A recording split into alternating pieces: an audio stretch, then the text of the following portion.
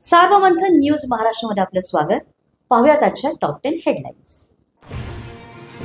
भाजप सोडून इतर कोणत्याही राजकीय पक्षांची युती करण्यास शरद पवारांची राष्ट्रवादी तयार.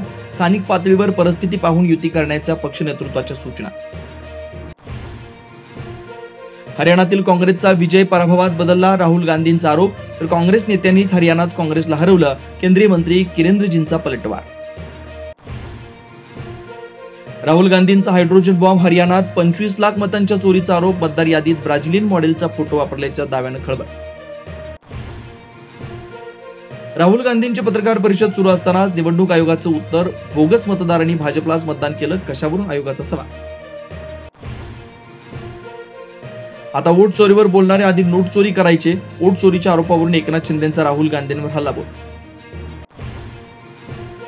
अतिवृष्टीग्रस्त भागात उद्धव ठाकरेंचा शेतकरी संवाद. सातबारा कोरा करण्यावरून सरकारवर जोरदार तुणचूक. स्वतःच राजकीय पीक घेण्यासाठी दौरा. भाजपचा पलटवार. राज्यातील 246 नगरपालिका आणि 42 नगरपंचायतीच्या निवडणुका जाहीर होण्यापूर्वीच सरकारकडून घोषणांचा धडाका. मंत्रिमंडळ बैठकीत 21 महत्त्वाचे निर्णय तर 221 जीआरई काढले. पुण्यात मांत्रिक महिलेनं आयटी इंजिनियरला धुवून खाल्लं. मुलींना बरं करण्याच्या आमिषानं तब्बल 14 कोटींना चुना. इंग्लंडमधील मालमत्तेचाही सोपडा साफ. ठगबाज मांत्रिक फरार.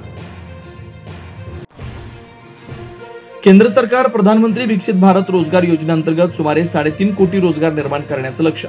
प्रधानमंत्री विकसित भारत रोजगार योजनेसाठी सरकारकडून 99,446 कोटी रुपयांचा निधी. पुण्यात रक्तरंजित थरार. 3 तरुणांकडून मयंक खराडेचा खून. सार्वमंथन न्यूज महाराष्ट्राला लाईक करा, शेअर करा, सबस्क्राईब करा.